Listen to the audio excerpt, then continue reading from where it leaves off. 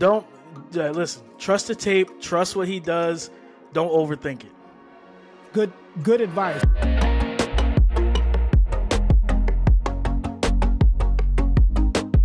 Welcome in, everybody, for another update of the TDN 100. This is the first update for the month of October, and as we approach this midseason of the college football period, there are a lot of changes over here at the Draft Network, and I'm excited to be joined by our talented scouting department, Kyle Krabs, Joe Marino, Damian Parson, and Keith Sanchez, because we've got a fantastic prospect that I want to talk about today and pose the question to our scouts. Can he be caught? And is he the number one position player at his spot for the 2023 NFL draft class? And I'm talking about none other than Notre Dame's Michael Mayer. Now, Kyle, Michael Mayer and Notre Dame, they are in your area. So talk to me about Michael Mayer. Is he the top-rated tight end in this class? And can Michael Mayer be caught here by any other tight end in 2023? Yeah, I think the exciting thing for Mayer is that he's a player that contributes in both the passing game and the run game. He plays the position in a traditional sense, which, depending on what kind of system that you're looking to project him to, there's probably going to be a lot of decision makers that have a little bit more peace of mind that this is a player who does play with his hand in the dirt as compared to somebody who has to live in the slot or be detached from the set.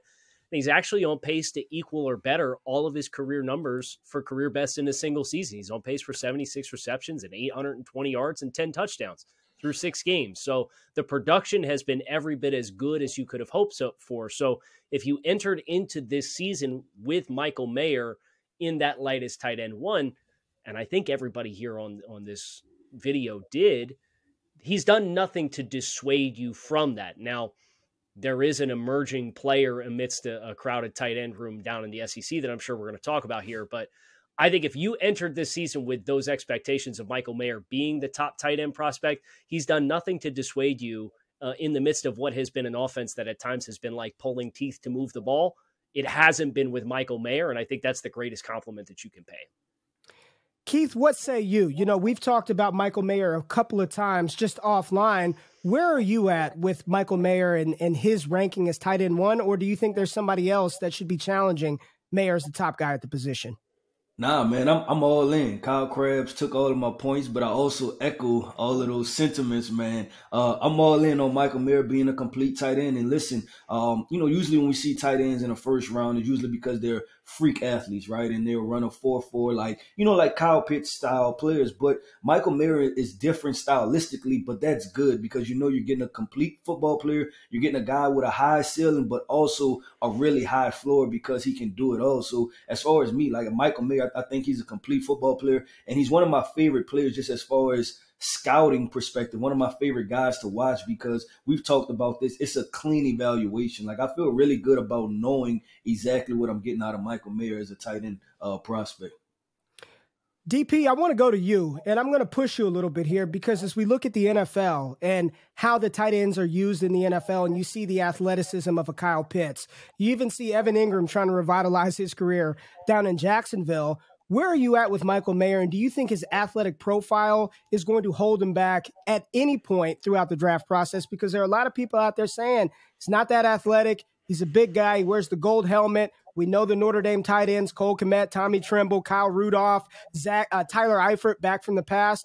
Are there any concerns for you athleticism-wise with Michael Mayer, and where are you at with him in this 23 class?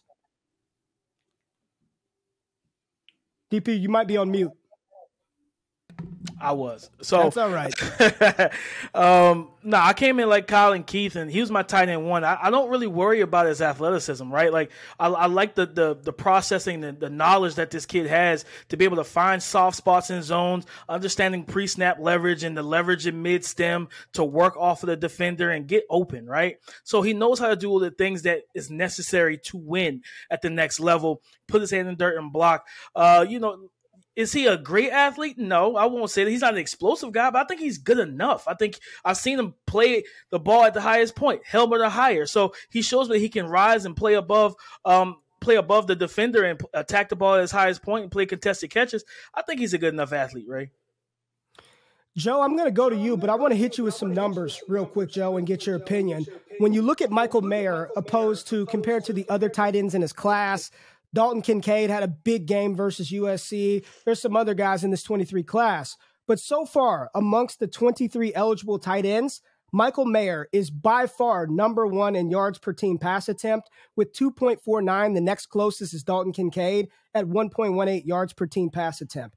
His receiving share, the amount of receptions that he gets comparative to everybody else on his team, 35.1%.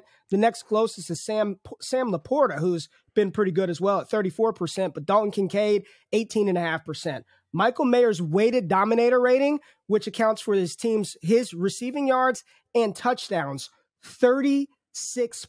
There's not another tight end in college football, period, in the 23 or 24 class that is doing as much with their team as Michael Mayer. And then you just took it as overall dominator rating at 43%.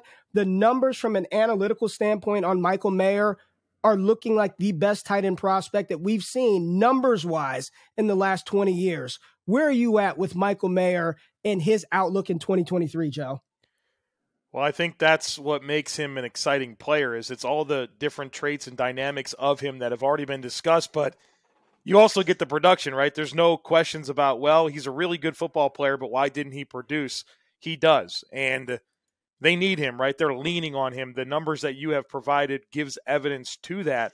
But I think what makes this an interesting conversation is there somebody that can come in and really challenge for tight end one? And it's interesting because the player that I think comes to mind for all of us, and certainly for me, is Darnell Washington from Georgia, where Ray, it's the opposite, right? The production's not there nearly to the degree that it is with Michael Mayer, but what he lacks in production, Darnell Washington, he makes up for in size and athleticism, right? 6'6" over that, right? Maybe 6'7", 270 pounds. He blocks to that size, and that's going to be a big asset to an NFL offense.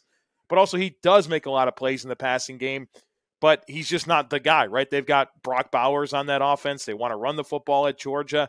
The opportunity hasn't been there to the same degree, but it's a high floor type proposition with Michael Mayer, and then with Darnell Washington, it's the ceiling that is just incredibly high. And so it's what are you willing to buy into here? But I think Washington's a guy that can really eat into Michael Mayer, although the production in the skill set is really nice when it comes to Michael Mayer. Ray, can I jump in here real quick off the backs of what Joe was talking here with Darnell Washington? Absolutely. Yeah, because what's interesting about the tight end position in general is it is a position that so often you see they come into the league and there is kind of this 2-year transition period before they equal kind of the expectations on where these guys usually get drafted. And I think if teams end up having if Michael Mayer does end up having athletic profile concerns and teams are a little bit more lukewarm in his ability to separate against man coverage, and I think he has to continue to be a physical player to create that separation over the middle of the field. But if that question exists, then I think the question does become, okay, is what Darnell Washington does as a player going to have a more immediate transition to the NFL level?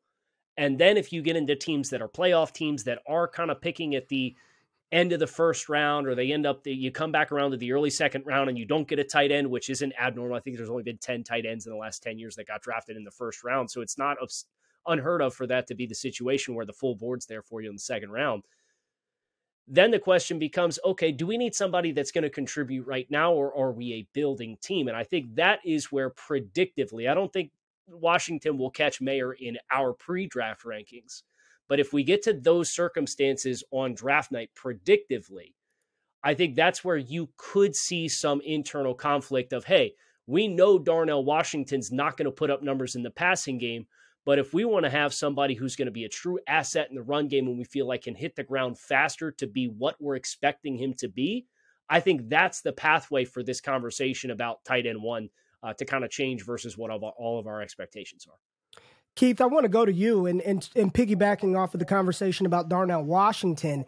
Is he, in fact, the tight end that you think has the best chance to approach Michael Mayer or the tight end one status? Because for everything that I listed out for Michael Mayer from a historical data standpoint, the one thing that the analytics are very, very difficult to predict is the tight end position. You look at George Kittle, Travis Kelce, those guys didn't do much in college at the tight end position. They come into the NFL and absolutely dominate. So when I'm looking at Darnell Washington analytically, the profile, the numbers, they don't scream first-round tight end to me at all. But when you turn on the tape and you watch the physical tools and traits that he has in an offense like Georgia, is Darnell Washington the guy you think can attack Michael Mayer to be that top guy in the class? Yeah, it's tough, right? Because we talk about separation, we talk about explosiveness. And when you watch Darnell Washington, majority of his players are what? Like they're again playing above the rim, right? They're him using his big body, and it's not necessarily explosiveness running away from defenders. So I think that's going to be a question mark for Darnell Washington. But what I always like to do is go to previous drafts, right? And last year we had another big 6'6" tight end from Virginia, Jelani Woods, who was playing pretty decent football at this point, right? And we know that the NFL is a copycat league. So with Darnell Washington being 6'7", Jelani Woods being 6'6", I think that there's going to be some parallels drawn between the two, from the sense of the fact of if Jelani Woods is having success, I think some GMs are going to lean more to, hey, let's go after Darnell Washington, because we've seen that this big body, this type of profile can have some type of success, at least in the red zone early on for our team. So that's the kind of parallel that I drew between Darnell Washington, him being close to Michael Mayer, then also looking at Jelani Woods and throwing him in the conversation for a reference point. DP, do you have anybody else for us that could potentially challenge Mayer as tight end one? And are you on board with the rest of the scouts with Darnell Washington being right there as that tight end too?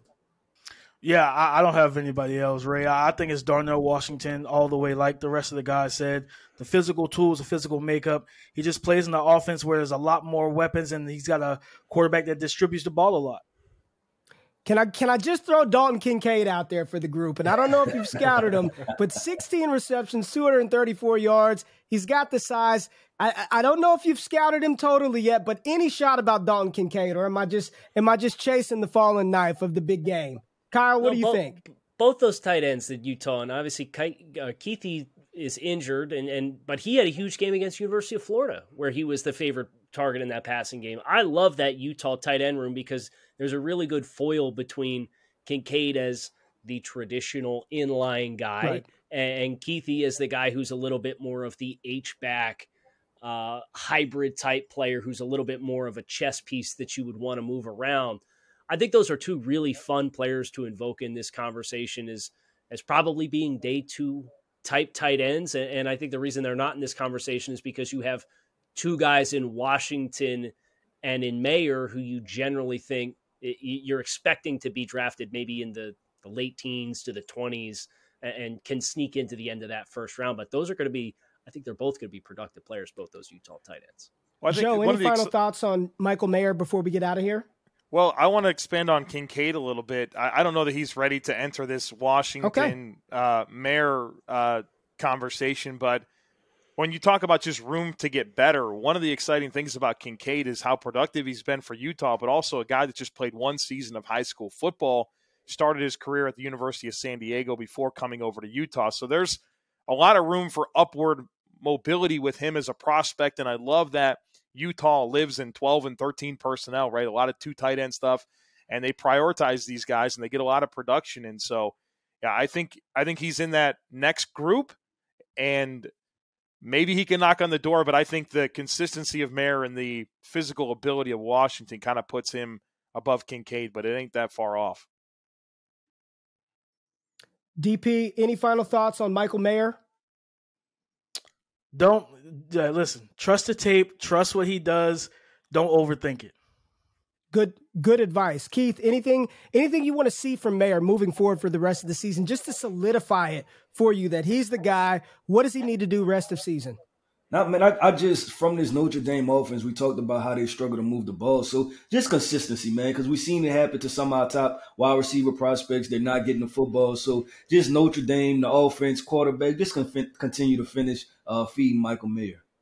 Well, there it is. You all hear it. It's a clean sweep. Michael Mayer is the tight end one, and right now nobody else is going to touch him. Darnell Washington, very good tight end prospect in his own right, but it seems like the consensus from the scouts is Michael Mayer's the guy. He will not be caught. But we've got a lot more coming here at the Draft Network with our TDN 100s. Stay tapped in, hit that thumbs up button, subscribe, like it, and we will be back with even more. For the Draft Network, for Keith, Joe, Kyle, and DP, we're out of this thing.